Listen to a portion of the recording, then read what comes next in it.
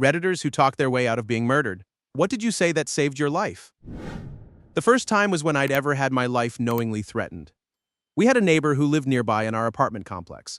He openly smoked and acted very thuggishly.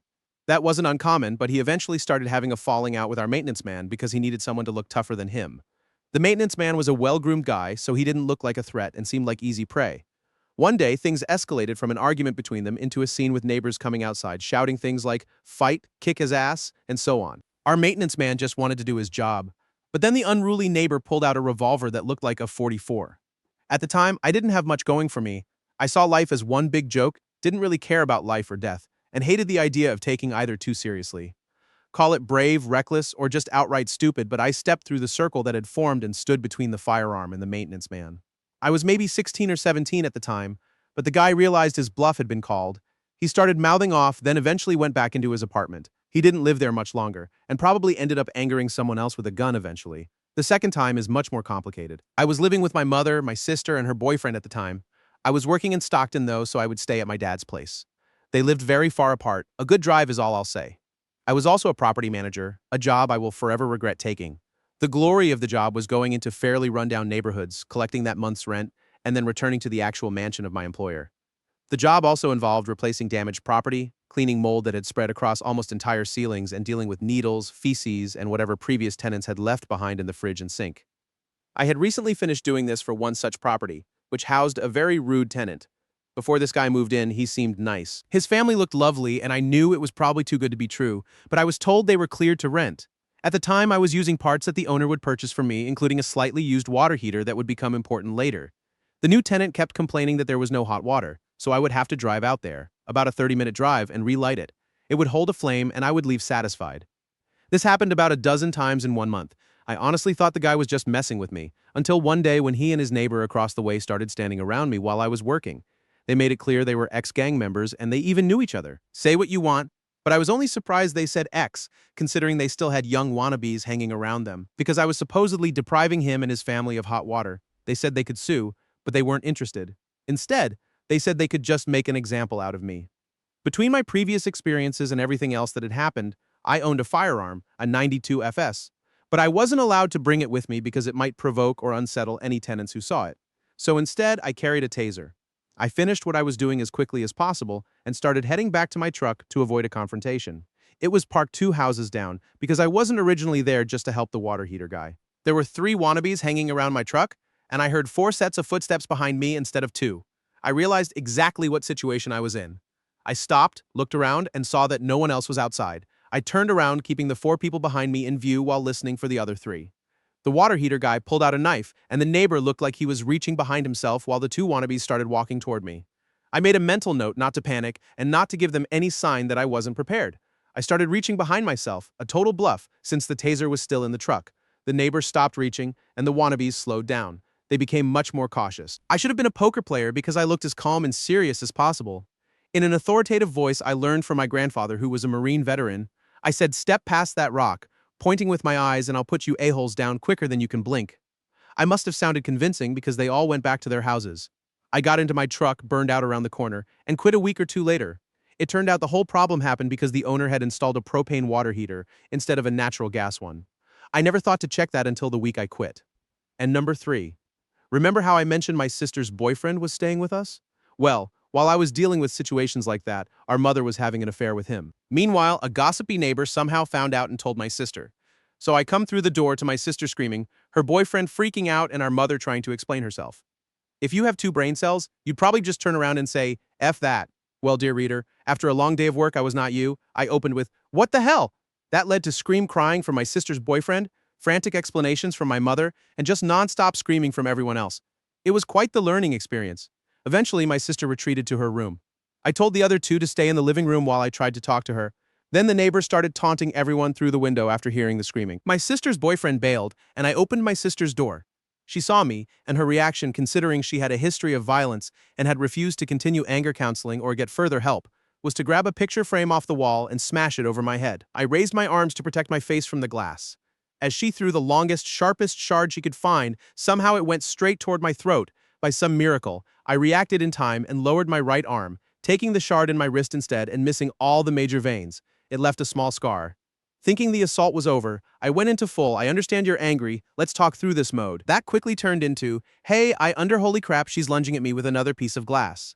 I used to spar with a boxer, not professionally, so I sidestepped, and she stabbed the door behind me. Then she started running for the main door, life-threatening part over. I followed, told our mother to call the cops, and she tried to make a run for who even knows where. I didn't want to hurt her, so I grabbed her from behind, buckled her knee, and sat on her shoulders so she was stuck sitting. She bit and scratched me some. The cops showed up with their guns drawn on me until I backed away with my hands raised and clearly visible. Witnesses pointed toward her and explained what had happened. The EMTs did show up, but the glass hadn't penetrated anything important. I had practiced medicine, so I checked myself and went back inside. Finally, I got some sleep. I didn't press charges, but that's just me. Bonus round. I nearly got shot in the UK at an airport for sneaking up on my wife and hugging her in a very hostage-like hold. She screamed, security readied his rifle, and then she laughed, hugged, and kissed me. As we turned around, I saw him lowering his rifle back to his side. Any other times or events, I'll keep to myself. I'm no saint, just patient. And I was also dumb once upon a couple dozen times. I learned my liking for electricity the hard way. Story 34. Not my story, but my dad's. I doubt he would have been killed, but it's a good story. He was in some messed up area of Philly, I don't remember where, walking down the street when he heard a voice behind him say, "Give me your wallet." My dad turned around and saw that the guy had a gun. My dad knew what kind of gun it was, but I don't remember the details. The guy was clearly on drugs. My dad said, "All right, calm down," pulled out his wallet, and handed it over. The thief started going through it. My dad said, "Can I at least get my driver's license back? I'm a truck driver, man. It'll be a pain to get a new one." The guy said, yeah, okay," and handed my dad his driver's license. "And what about my credit cards? You know how difficult banks are." The thief thought about it and said, "That's true, man," then handed over my dad's credit and debit cards. My dad only had about $13 in his wallet. "Can I have my cash back? It's not much, but it was my money for lunch." "Oh yeah, my bad, dude," the guy said, and handed the cash back. As soon as he did, my dad said, "That's a really nice gun. You know how expensive those are?" The thief didn't know anything about the gun. So for a few minutes, my dad and the guy talked about it.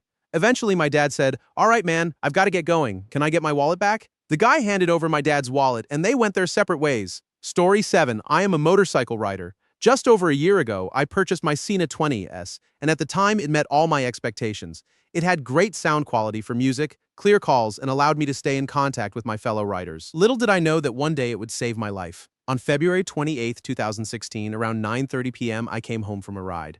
I got off my bike in the driveway where I was met by a man with a gun who had broken into my home. He demanded that I enter the house, and as I approached the door, I threw my cell phone onto the ground. As I crossed the threshold, I was forced to the ground, and my hands and feet were bound with a phone cord. The intruder resumed his vicious ransacking of my house while I lay there in my helmet, wondering what was going to happen to me when he was finished. Sometime later, my roommate pulled up and parked his car in the garage. The intruder ran out the front door to confront him. I heard a scuffle outside for a few minutes, after which my roommate was forced into the house, bloodied, beaten, and then bound in a separate room from me. The destruction of the house continued once again. He discovered the safe, pistol, and rifle cases, violently demanding the keys and combinations while kicking my roommate. He began speaking irrationally about how he was looking for kitty corn and assault rifles, how someone had sent him to our house months earlier, and how he had been watching the house for a couple of days. He said he was going to hold us for about 2 days while he cleaned up his fingerprints and burned parts of the house to get rid of any DNA. He would then drive us to the middle of nowhere and leave us for dead. While he was spending time in the back room attempting to break into the safe, I was able to free one of my hands and turn my Cena on. The moment the Cena said "phone connected," I had a small glimmer of hope. The noise of the intruder breaking into the safe gave me an opportunity to access the voice command, speed dial system on the Cena. Whispering quietly, I didn't necessarily care who it ended up calling. I just prayed that someone would answer. My father, who is 3 hours ahead in the Eastern time zone, answered. I repeatedly whispered, 911, 911, 911. He eventually replied, 911, confirming that he understood there was a problem. I then started repeatedly whispering my address, but the intruder came around the corner and yelled at me, "What's that noise?" I told him, "It's just the radio playing in the helmet and I can't turn it off."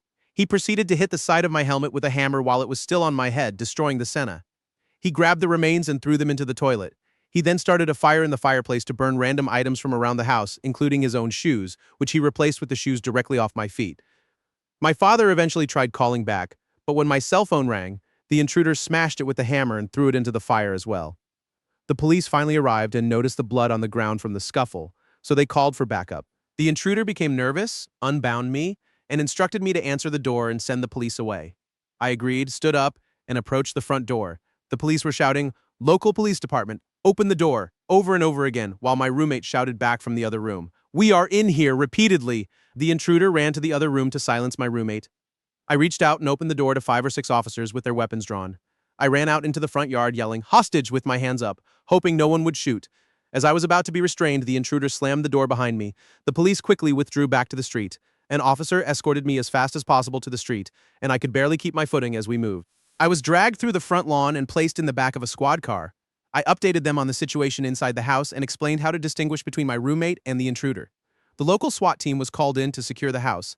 After another 2 hours or so, my roommate was finally able to escape his bindings and make his way out of the house. He was beaten up but safe. The intruder escaped out the back door of the house sometime during that 2-hour window. The entire ordeal lasted around 6 hours.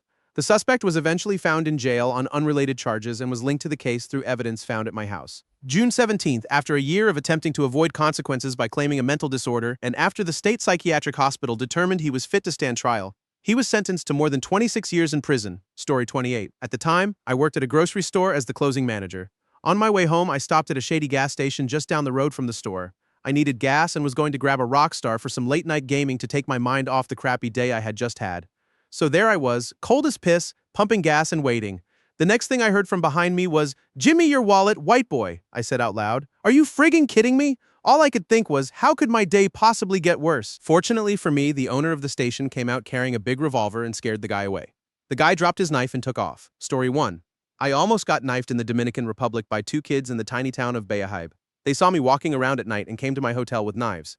I was out on the balcony in front of my room when they approached me, not saying a word but brandishing large enough knives. I put my hands up and, acting as calmly as I could, reached into my pocket and handed them about $200 in local currency. They ran off.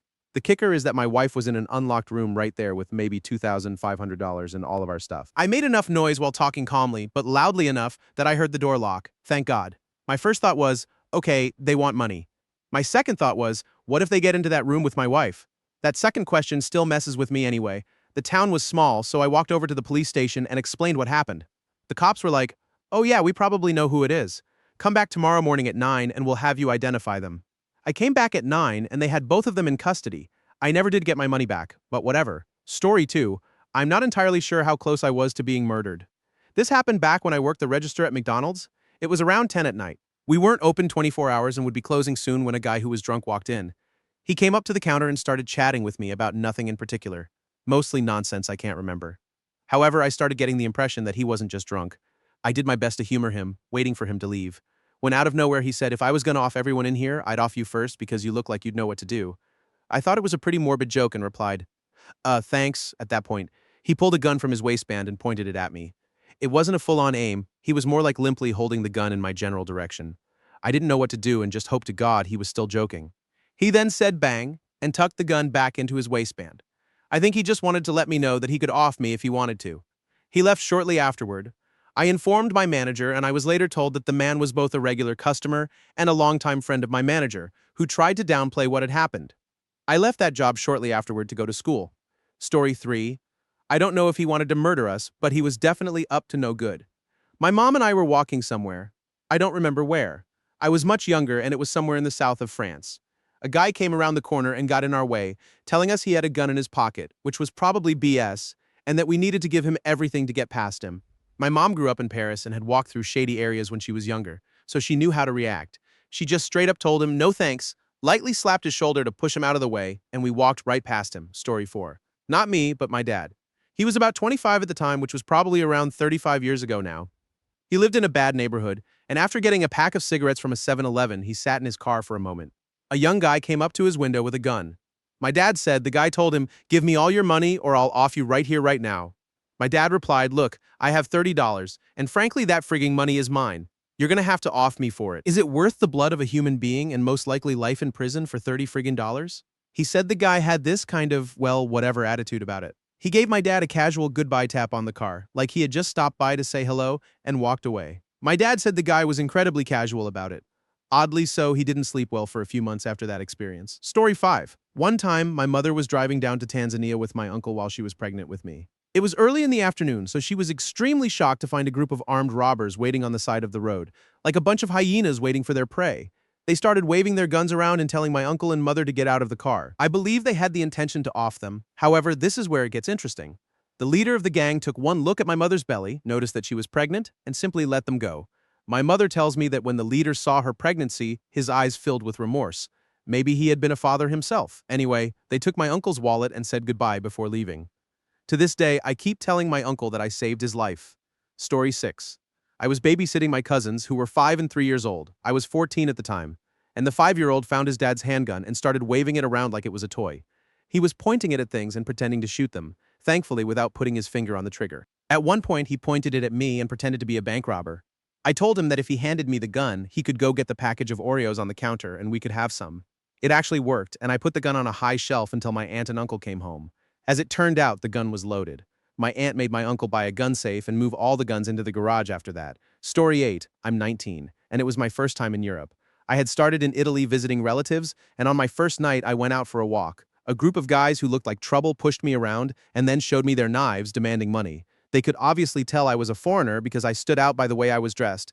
The problem was, I barely had anything on me. All I had was $20 and a condom because I was so naive after hearing how easy it was to get laid. I was expecting local girls to just see me and approach me to spend the night. So I explained this to the guys in broken 1960s Italian that I had picked up from my parents. They laughed their asses off and wished me luck. Story 10. My best friend growing up had an uncle with a bad temper, along with severe little man syndrome. Anyway, I was leaving her house one night after we had hung out and studied together for school. While I was walking around the cul-de-sac she lived on, I was grabbed from behind, and whoever it was tried to put me in a headlock. I could tell they were much shorter than me. I was nearing 5'10" by the time I was 14, and this person couldn't have been more than 5'5" at most. Naturally, I lowered my chin to stop them and flipped the person over my shoulder using everything I had. I looked down, and lo and behold, it was the friggin' uncle. I asked him, "What the hell, man?" He said, "Don't fight me and it won't hurt so bad." I was terrified, but I knew this guy, so I said, "Come on, what's this about? Why are you doing this?" He did nothing but growl, and the look in his eyes told me he wasn't backing down. He recovered pretty quickly from my flip, but when he charged at me, I swung my book-filled backpack at his face, and he went down. I ran back to my friend's house and told her dad everything. He went back outside and beat the hell out of his brother. After that, I wasn't allowed to go to her house ever again. Story 11. Not sure how much this counts, but here we go. When I was little, we lived next to what seemed like an actual psychopath in the making. She was probably around 11 and I was about 5. She offed animals, made me watch, and did other cruel things to torment me. I told my mother some of the things she did, but she was convinced I was making it up. Apparently, it was hard for her to believe that an 11-year-old girl could do those kinds of things, especially since she was female. One time, she was pulling me along in a little red wagon and suddenly stopped behind a car that was parked on the curb. I was completely oblivious at the time, but she had made sure no one could see us and was waiting for a car to come by so she could push me out in front of it. Luckily, the car wasn't going very fast and was able to stop before hitting me. My mother finally believed me when she caught the girl attacking a toddler one day. She had him pinned against the wall on the side of the garage where no one could see and was hurting him. My mother was certain she would have seriously harmed him if she hadn't caught her.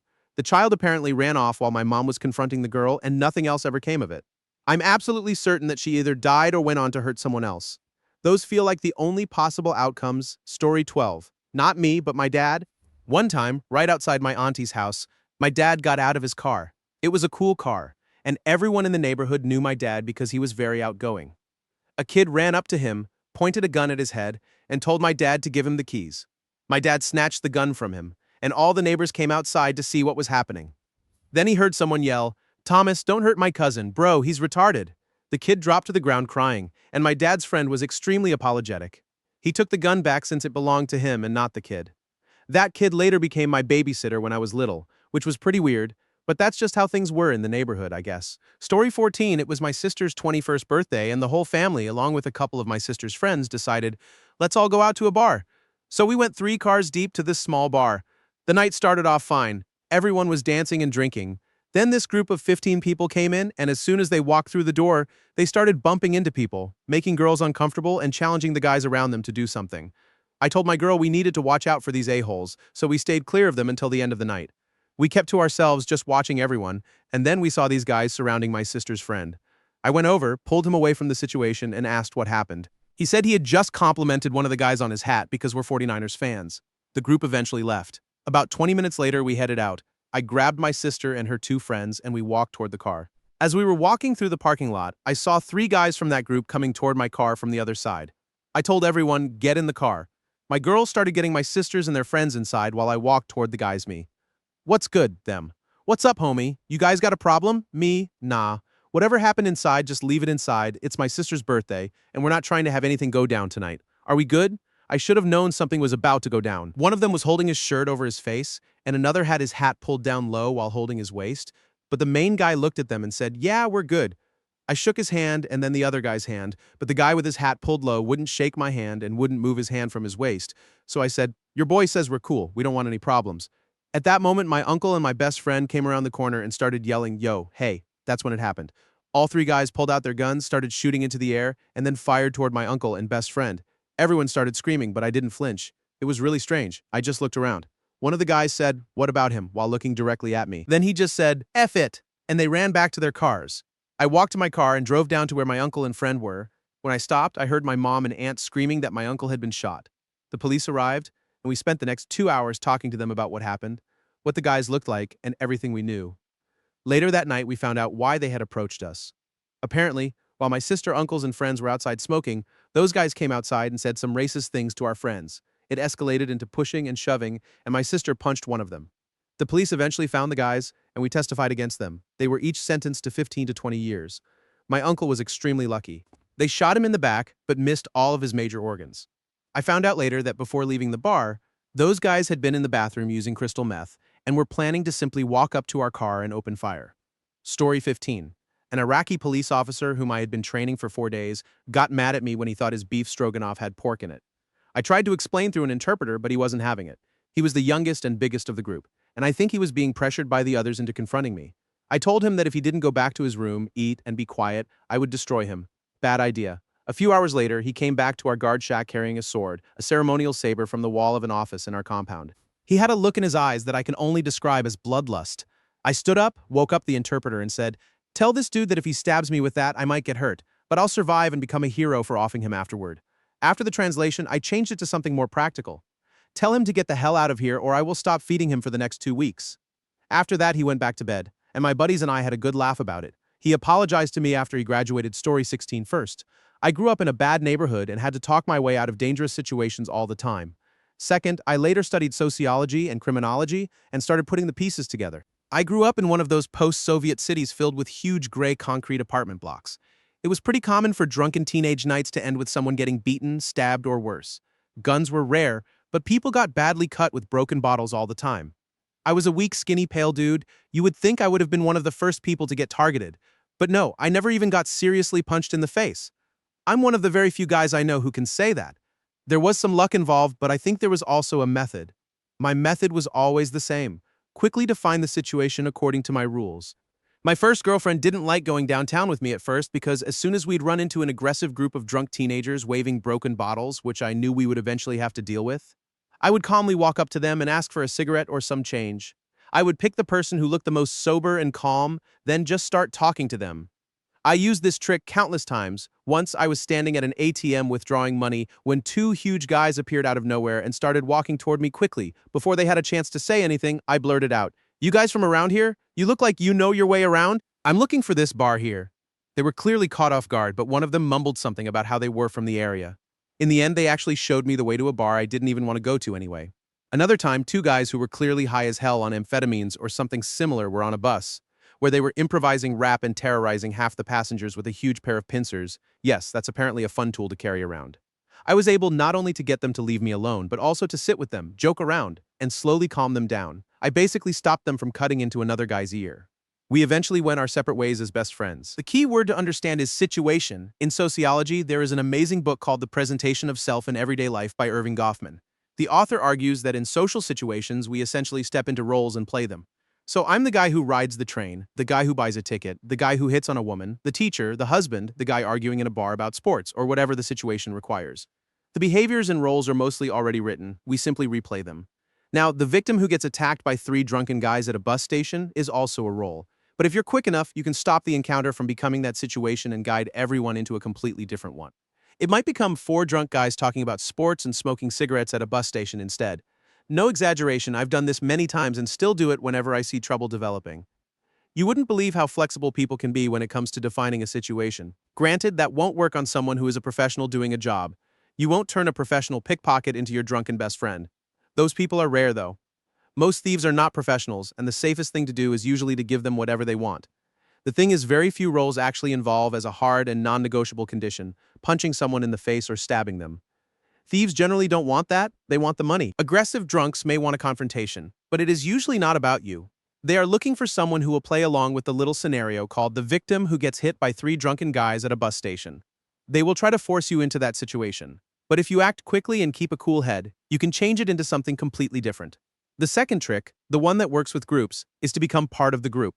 That's why you quickly choose the person who is not as drunk, not as aggressive, or simply seems the most approachable. If they even answer your question about whether they have a cigarette, you're probably in a better position. Then you mumble the F word and ask if there is somewhere nearby where you can buy a pack. If they start thinking about it and looking around, you're in the clear. At that point, their drunk friends are looking at you, but you have already become part of the group dynamic. You still have to stay alert, but you're in a much better position. 95% of success comes from staying calm, because your fear is often part of the scenario you're trying to avoid. The ideal attitude is calm innocence. Like asking someone for a cigarette is the most normal thing in the world. The thing to avoid is bravado too, because that can trigger their ego and make them want to prove themselves. Never approach the women in the group first either. It might seem like a reasonable way to become part of the group, but it can easily be interpreted differently. Instead, it may look like you're trying to hit on their partners. I know it sounds dopey, but it did save me from a number of life-threatening and certainly dangerous situations. Story 18. I don't know if this counts as almost being murdered, but I finished up at a club one night at about 2 a.m. I was 22 at the time. I was standing down the street from the club waiting for a cab with a friend when we were approached by an indigenous guy, Australia. He held a knife up to my chest and told me to hand over cash and cigarettes. I didn't have either, and I hadn't been smoking, so that was weird. I was so drunk that I just laughed, pushed him away, and told him to F off. He just stood there, dumbfounded, for a second and then walked off. The friend I was with freaked out a bit, but she eventually calmed down. I woke up in the morning and was a little shell-shocked when I remembered what had happened. Story 19. I had just gotten off my apartment security job at a rough complex. As I walked to my car, a drug dealer was standing in front of it. He saw me, pulled a firearm out of his waistband, and put it to my head. I looked at him, then looked at the people around him. We were 10 feet from a pool full of parents and kids, and everyone was watching. I looked him in the eyes and said, "Do it if you want. I'm just a guard and I'm off duty. I don't give a crap what you're doing here. This is just overtime for me. But look around, there are at least 20 witnesses. Someone will talk." I opened my car door and got in. He put his gun back in his waistband, got on his bicycle, and left. I drove as fast as I could home and changed my boxers. Story 20. I don't know if this guy was going to murder us, but it was super sketchy.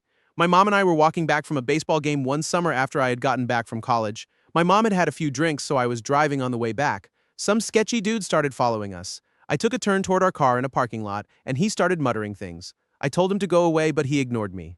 I gave my mom the shirt I got at the game and told her to run to the car. The dude then lunged at me after she took off, so I body slammed him and he landed on his bum. I ran to the car, locked it, and we flew out of there. It was a scary yet exhilarating moment, and we just drove home afterward. I live near a pretty bad city, so things like this are expected. We saw no point in calling the police or stadium security, but it was frightening nonetheless. Story 21. My brother was attacked in our house by a guy with a knife. My brother didn't know the guy had a knife when he put him in a headlock. When he whistled for dad, the guy dropped the knife and covered his ear. By the way, my brother can whistle at about 120 decibels, even louder when he's angry. So my brother pulled the guy's hand away from his ear, put his mouth close to the guy's ear, and whistled as loudly as he could 4 or 5 times. When dad got to them and threw the guy out the door, the guy couldn't even stand up straight because his equilibrium had been completely thrown off. He's probably still deaf. Edit, rip my inbox, first time I've ever said that. Some clarification for some of you, the guy got into the house because my brother used to leave the basement door, his apartment, unlocked all the time so people could come and go whenever. The guy was the new boyfriend of my brother's ex who was angry at him for some reason. This was years ago, so I don't remember all the details. Clarification about the knife after talking to my brother, the guy dropped it when my brother slammed the door on his hand. My brother didn't realize he had a knife until dad pulled him away. The whistling does make my brother's own ears ring for a while. He probably does have some hearing loss in that range. As he gets older, he's pushing 40, he'll likely notice it more. Apparently the cops were called. I didn't know anything about that. Story 23. I had just closed down and locked the office. It was around 9, and almost everything was closed, almost meaning there was a bar open down the way. I parked in front of that bar on purpose every morning because it was always open and usually pretty busy. I was walking down the empty street and started rounding the corner where the bar was when someone called out from behind me.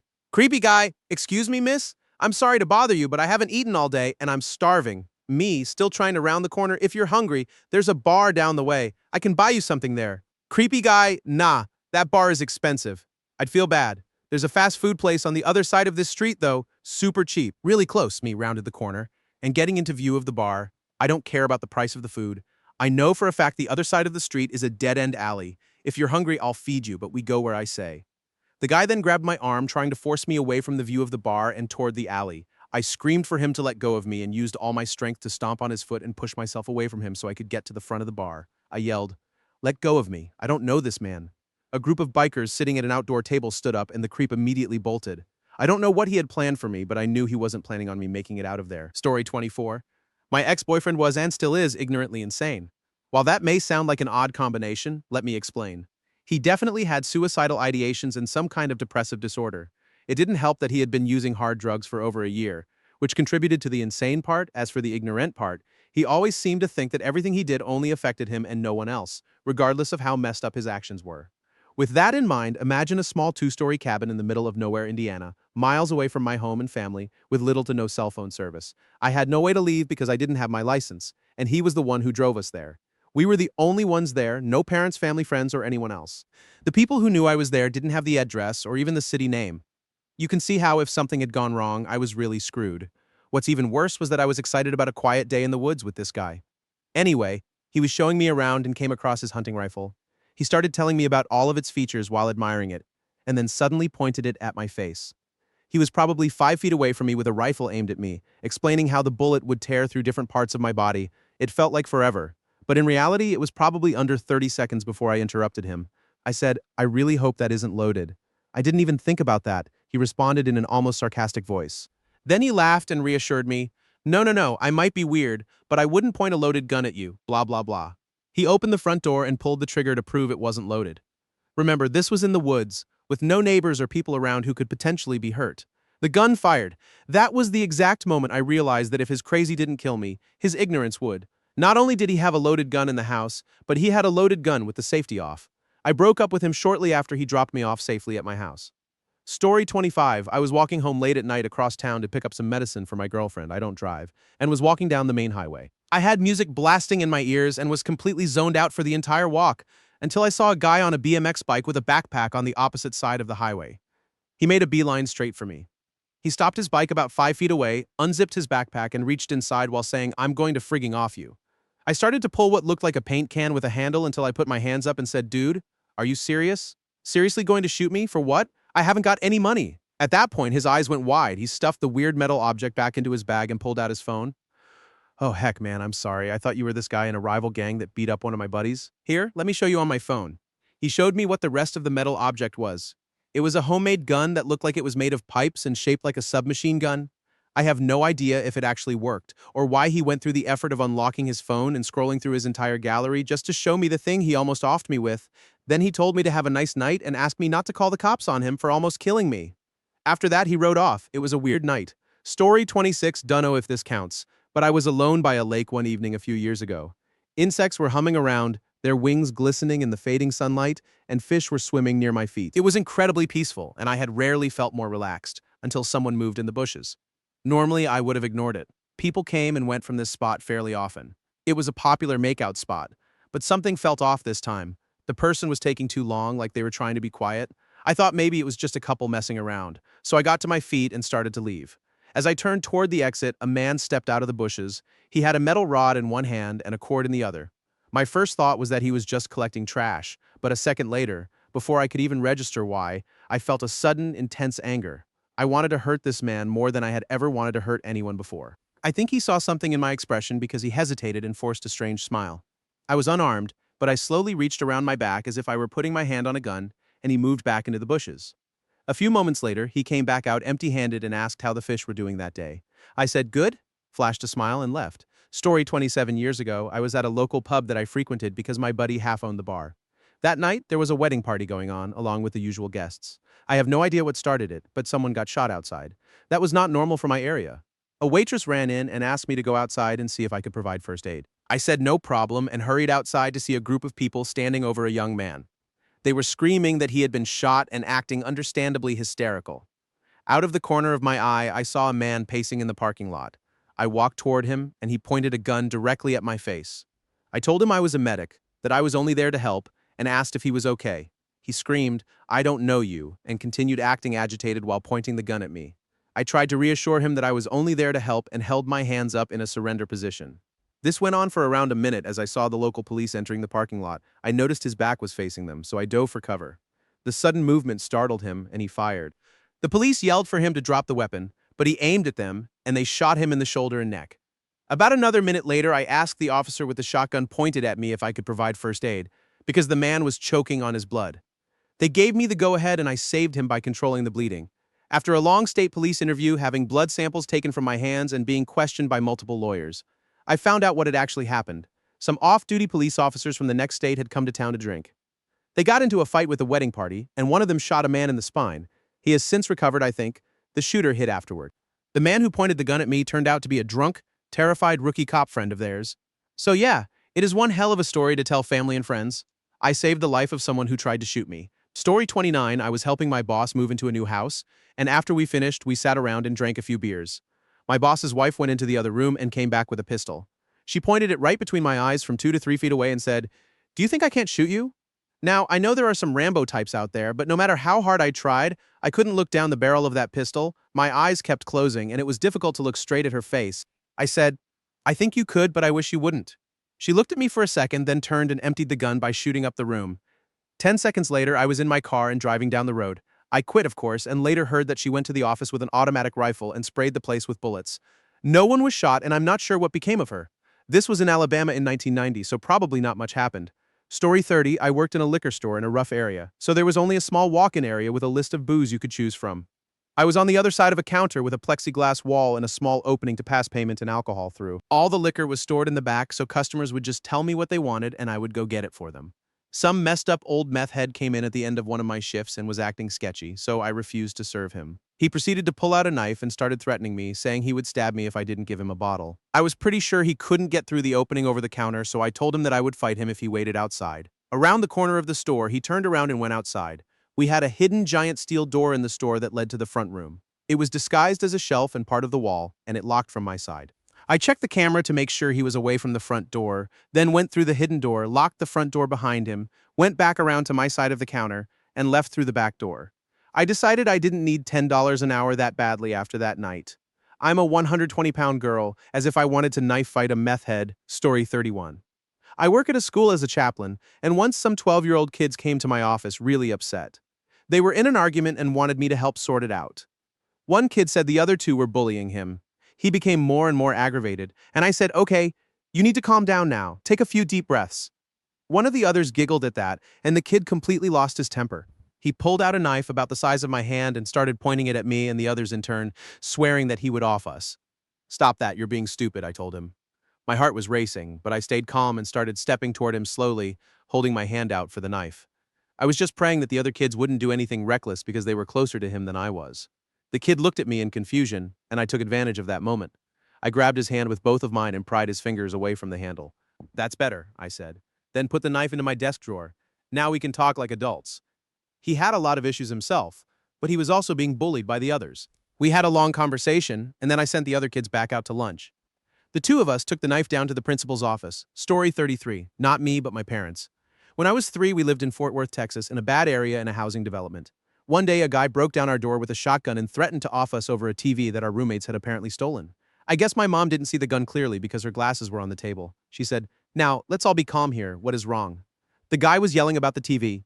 She managed to calm him down and he left. He ended up holding up the people next door instead. My dad told her afterward that the guy had been holding a shotgun and complimented how calm she had been. She freaked out when she found out it was a gun. Maybe she wouldn't have been so calm if she had known, and things could have ended much worse. We moved out of the city a few months later. Story 35, not me, but my dad.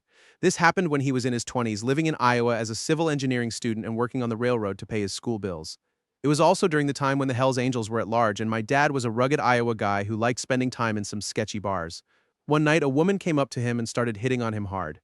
My dad talked to her but wasn't really interested. However, she kept becoming more and more visibly aggressive with her flirting. A biker across the bar saw them and came over to my dad, telling him that she was his girl. Judging by the woman's reaction, it was pretty clear that what he was saying wasn't true, so my dad told him to F off. The biker told him to get outside.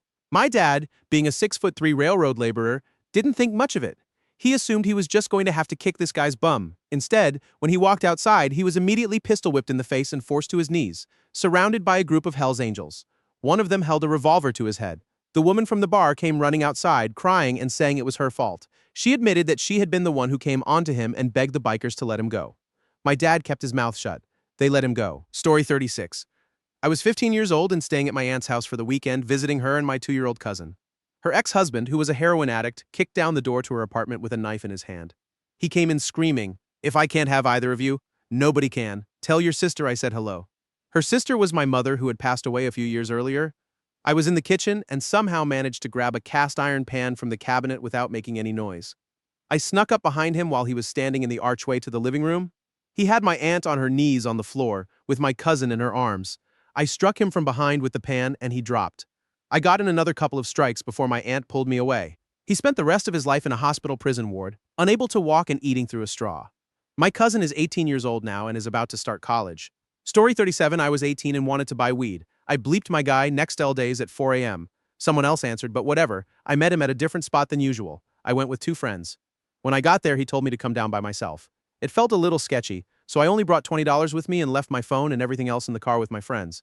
I walked about 100 yards to where 2 guys were waiting. As soon as I reached them, they opened their jackets, and one of them had a Tech 9 on a strap pointed at my stomach. You'd think I would have been scared, but for some reason I didn't feel like I was going to get shot.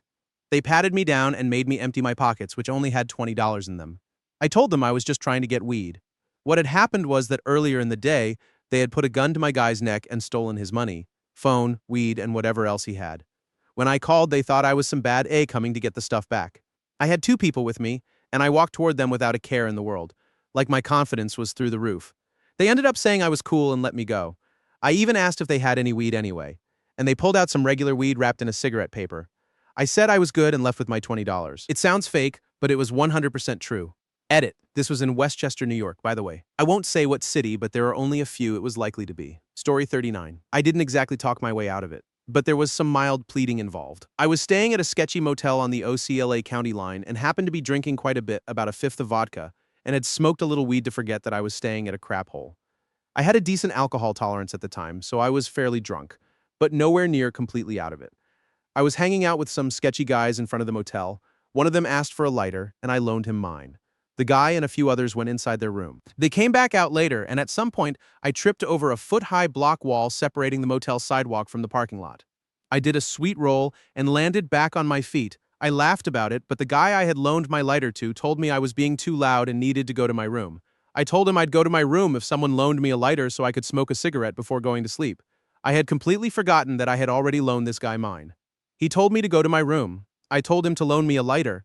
This went back and forth a couple more times until he came up behind me and sucker punched me.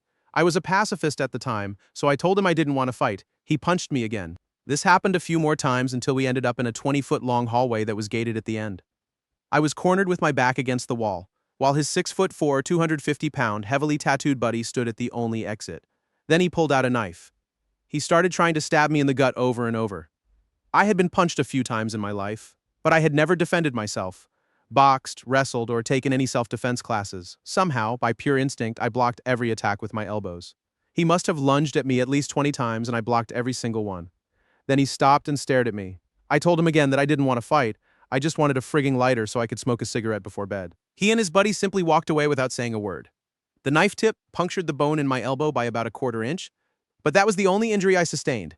I found out the next day that he had been smoking meth, which was probably why he wanted my lighter.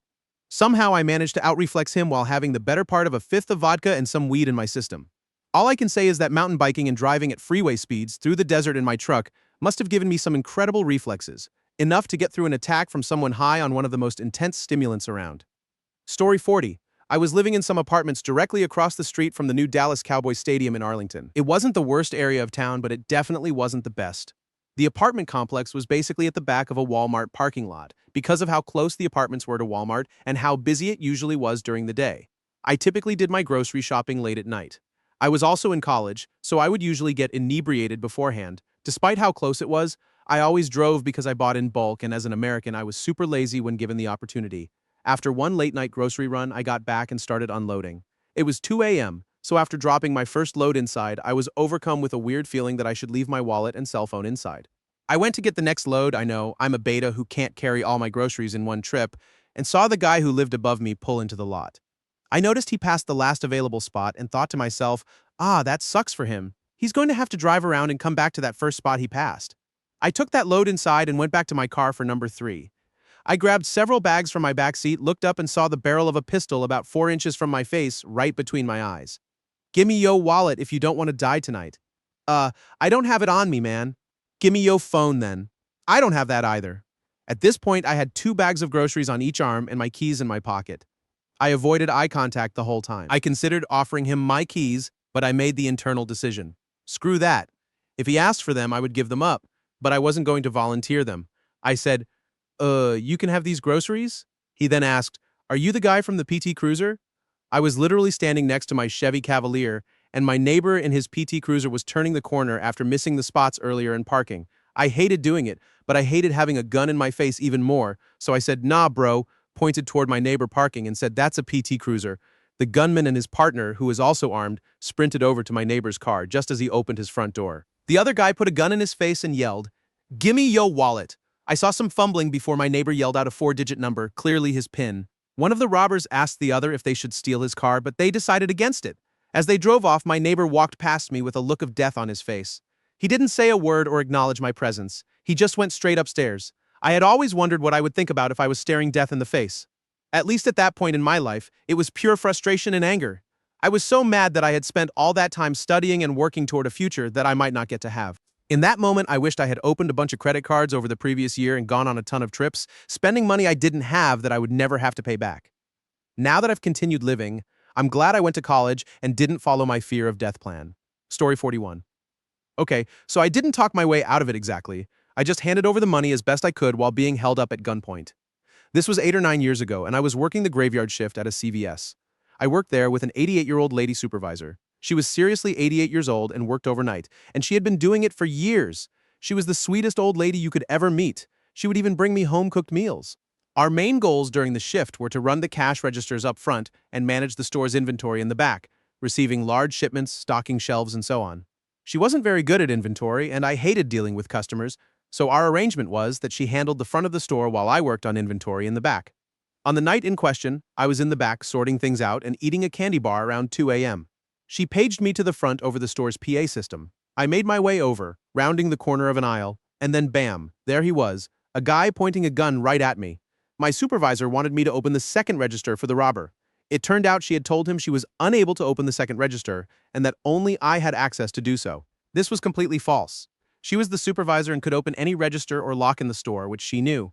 I didn't call attention to that or argue.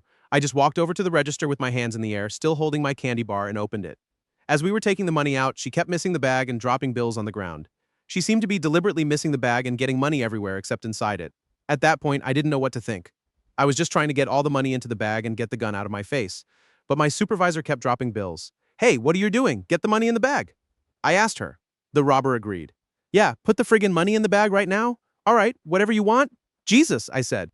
The drawer was finally empty, and I handed the bag to him with plenty of bills still scattered on the ground. As I handed it over, my supervisor picked up the phone and dialed 911 again, right in front of everyone. I couldn't believe what I was seeing. I was just hoping the guy wouldn't shoot me. The robber grabbed the bag and ran out the door. The police arrived about 1.5 minutes later with such a fast response because a customer had been in the store and witnessed what was happening before my supervisor even called 911. They never caught the guy, and I never wore those pants again. Story 42. I'm a little late to the party, but back in 1975, I had a girlfriend who cheated on me. The guy she cheated on me with knew about me, came to my door, and knocked. When I opened it, he swung a knife at me. To this day, I have no idea how I did it, but I jumped backward about 10 feet over a couch while he was coming at me. He had me cornered, so I was deciding whether I wanted to fight or not because I had about 3 inches on him. Instead, I took a breath, looked him in the eye, and told him that it took a cold man to off another man in his own home with a knife over a girl. The adrenaline seemed to leave him, and he just walked away. I wanted to grab my shotgun that I kept in my room, but he was coming at me too fast. Oh, Chicago. Story 43. Not me, but my best friend. He had been using the same backpack since first grade and liked to wear his sweatshirts until they were completely worn out. At the time, he had really long curly hair and a scraggly beard anyway. He was walking through Newark, New Jersey alone at night, wearing a sweatshirt with holes in it and carrying his old backpack. 2 guys walked up to him and one said, "Do you think my friend here is going to off you?" While the second guy flashed a knife, my friend, looking completely homeless, said, "Dude, look at me. I have less than you do. Why would you even bother?" The guy who threatened him replied, You're right, man. God bless, and just left. Story 44. Crap. I'm probably too late, but I have one that fits pretty well. I used to attend college in northern Florida, and every winter during break, I'd make the 12-hour drive back to Maryland to spend time with my family. One year, while I was on my way back down to school, I stopped for gas in North Carolina at a rinky-dink little no-name gas station off I-95. As I was filling my tank, two cars pulled up. One pulled up to the pump right next to me, and the other pulled up on the opposite side of the pump I was using. Both cars were older Cadillacs, and the men who got out looked frankly like gangbangers, tattoos everywhere, no shirts, the whole deal. The car to my left popped its hood, and the guy stood next to it. Neither of them had even looked at the gas pumps. I know a bit about cars, and this little voice in my head told me to ask if they needed help. So I took a few steps over and asked if everything was all right with the car. The guy gave me this weird look, like he couldn't tell if I was serious, and said the car sounded off. I tried to get him to be more specific, but it sounded like he was making up answers on the spot. Eventually, he said, "It's kinda squeaky." I told him that a squealing noise was usually a bad belt and asked if he wanted me to take a look. He kept giving me the strangest, most incredulous look like, "What the hell is this little white boy doing?" But eventually said, "Nah, I think it's fine." He shut the hood and waved to the driver of the other car who got back in. Both cars pulled away. Neither of them bought gas or went into the store. After they left, I finished filling up my tank and went inside to grab my change because I had overpaid a little. When I got to the counter, the attendant's face was completely white. Apparently, there had already been 2 carjackings at that station, including one where the victim was stabbed. The attendant had already called the police. I stayed around and gave descriptions, but since nothing actually happened in my case, I eventually went on my way. There was no way I could have replaced my car on a student budget. It would have made my life exponentially more difficult. I was already a subpar student, and I could have easily ended up not finishing my degree, which would have changed the life I have now. So yeah, listen to that little voice in your head. It knows what the hell it's talking about, unless it's telling you to burn things. Story 45. In 2012, I was on a 2-week trip to Berlin to find a flat and get to know my soon-to-be university. Until around day 13, I had been really careful with my money. So by the last day, I still had around 200 euros left. I decided to take my girlfriend at the time to a fancy restaurant and bought myself a protective case for my iPhone and some other things. Anyway, fast forward to the night before I had to head back home. Some friends who already lived there asked me to meet them at this amazing underground bar. The place didn't have a sign or anything, so I had to use Google Maps on my phone to find it. I also didn't have any clean clothes left, but I did have a very fancy, good-looking outfit that I had brought for my flat appointments. It was 1:30 a.m., raining, and Google led me to a dark alley in a not-so-nice neighborhood in Berlin. I was so focused on finding the place that I didn't even notice how empty the streets were. Suddenly, a young Turkish guy who was about a head shorter than me tapped me on the shoulder and told me he didn't want my iPhone, but I had to give him all my money. Coming from a really, really crime-free town in the middle of the forests of Germany, where I wasn't used to things like this, I naturally just said something like, "What, no?" He became more demanding and looked back toward the next corner, where around 15 to 20 guys of different ages and backgrounds were standing there, looking angry and ready to beat me up. Once I realized what was happening, I told him that it was my last evening in Berlin, that I had spent almost everything, and that I only had 5 euros left because I just wanted to have one last drink with my friends. He called me a liar in a loud, demanding voice as his friends started taking the first steps toward us, still not fully aware of how serious the situation was. I handed him my wallet and told him to check for himself. He saw the lonely 5-euro note, suddenly relaxed, laughed, and before walking back to his friends, he said, "Dude, you look like you have a lot of money. Why do you dress like that in this part of the city?" Then he threw me a kiss and went back to his friends who all started laughing at me. Since I live in Germany where criminals are generally not as likely to go straight to extreme violence, this was more of a mugging story. But I'm sure that if I hadn't been so oblivious to what was happening, things could have gone much worse. Oh, and I found out about 10 seconds later that the bar was literally on the exact other side of the road. I told my friends the story, and they bought me drinks for the rest of the night. So somehow, I actually ended up making money from the whole experience.